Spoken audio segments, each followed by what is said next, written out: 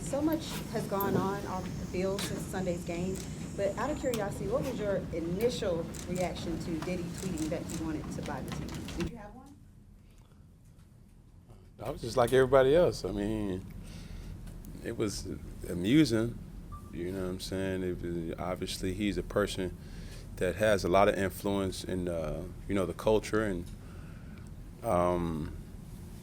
it was just cool. So I didn't know what to expect. I still don't even know what to expect. I kind of feel like a lot of people will, you don't know whether, um, you know, is it serious? Is it not serious? How is it going to play out? I don't even know how do you even sell something, of this magnitude. So I'm just going to stay in my lane, worried about throwing touchdowns on Sunday, and let the rest handle itself.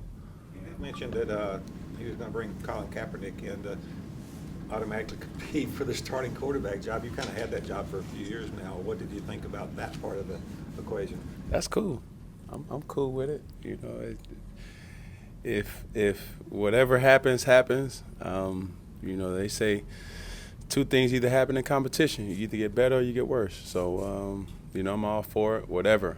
But as far as a person, that I've always looked up to, Puff Daddy, Diddy, whatever you want to call him, for that to even be mentioned, that's cool in itself. When we talked to you Sunday, you, of course, hadn't had a chance to read the story or see the allegations. Assuming that you've read or heard about them by now, how have you, what was your reaction to someone you know well in terms of Jerry Richardson? Well, just being in a situation like this for myself, having gone through, something that's been put on your name. Like I say, before I say anything, I take sexual assault extremely serious. But allegations, that's a different thing. Having a person of influence, person, with so much responsibility, you always are set to a higher standard. No doubt about it. But in this day and time, it's almost you're automatically guilty until proven innocent, rather than in the rights of the judicial system, you're supposed to be innocent until proven guilty. So everything that I've heard were allegations, and nothing was actually proven.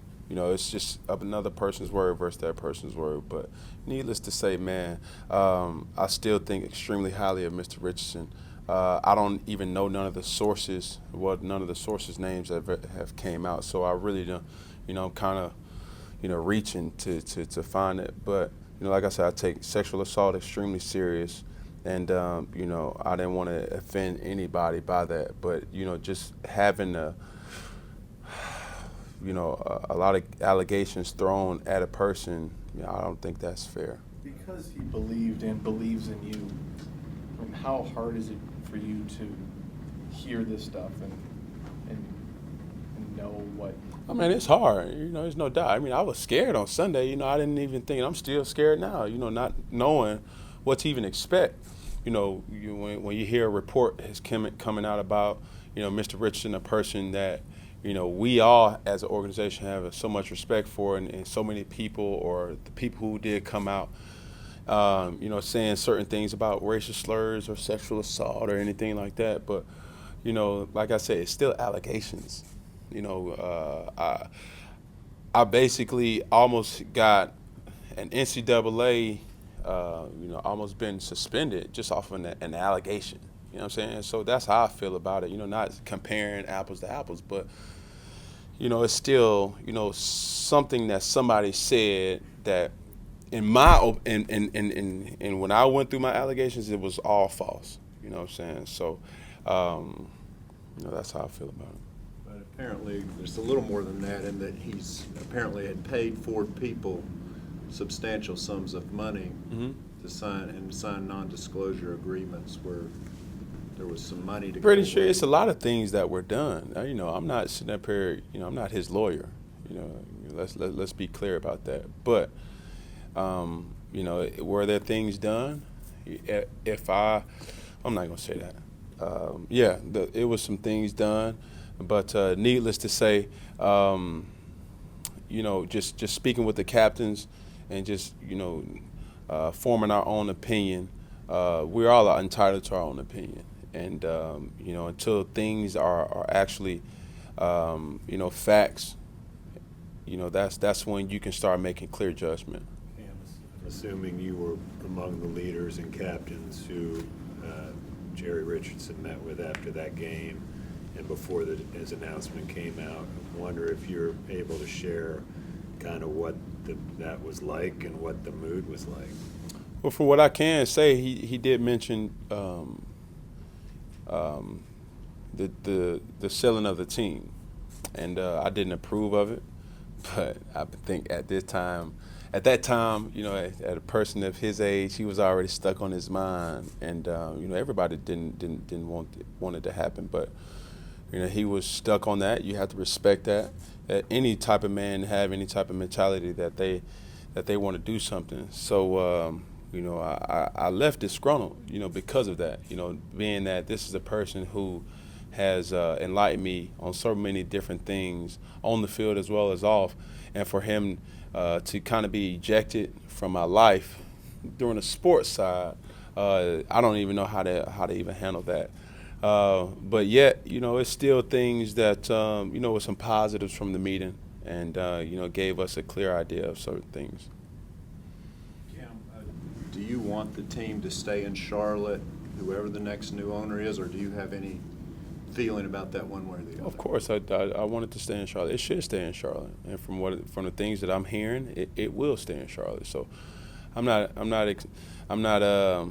nervous about it moving. I've seen situations like this in the past where teams have moved, but I believe we get the best of both worlds. We're probably one of the few sports teams that gets represented by two different states. So, I wouldn't see why a person would want to move it from there. And you had kind of a big day yesterday with the Santa Cam. Do you Right. kind of want to talk about that a little bit? Well, we have 4 different stops. It's our 4th annual Santa surprise Santa sleigh ride, and just being able to go into the communities, talk to people, hear them, young, old. It's fun. Everybody's showing so much, praise for the Carolina Panthers, obviously, with the win that we just had, and just trying to get everybody in the holiday cheer, as well as myself too. Giving back is always something that seems to put everybody in that mood, and it hasn't changed. One of the hot topics in the league right now is what's a catch? I know you throw the ball, but do you have a clear understanding of what a catch is in the NFL? Because it seems like I don't. It's kind of like beauty. It's just in the eye of the beholder. You know what I'm saying? I've never seen, a person from the opposite team and they're on the receiving end of a questionable catch. Oh, that's not a catch. That's not a catch. But if that's their team, oh, that's a catch. Look at it. You know what I'm saying? So it's whatever you would want it to make. I really would like, the NFL to just make it a more clear-cut, description. And I believe the rule that's set for it now is clear-cut, but it still has a lot of, it's a silver lining right there. So I believe that's something that the competition committee will have their hands full with this offseason trying to change. You had a really cool moment with Clay Matthews that went viral on that, the first touchdown pass to McCaffrey. You know what I'm talking about, the watch this moment. Do you do that often, kind of talk back to a defender who's trying to, that sort of, and describe that moment too as to, just how that worked out well for you? You have no idea, let's just say. And, I'm getting nudged, just to get mic'd up because, I don't know, man, it's kind of like,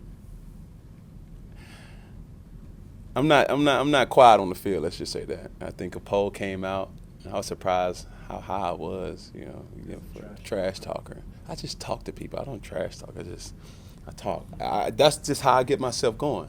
I would prefer a person comes to me and get me going, saying something that I can't do rather than praising me or not talking to me at all. You know what I'm saying? I grew up with, a big family, a lot of cousins, brothers. So competition was everyday occurrence in our household. So, it's just some things that you just, don't wash away. So, this game is no different. Like I've said it plenty of times, I'm a kid at heart, and I still try to bring some type of flattery to the game via internally with our huddle on the field or, from the other team, because it's so much brutality that's going on out there on a given play. So, But on that particular play, were you excited when he said it was a wheel route and it wasn't, or did you change that, or what? I'm just mad. I'm just mad that they didn't see me and C-Mac's reaction to when he said that, because it was funny, because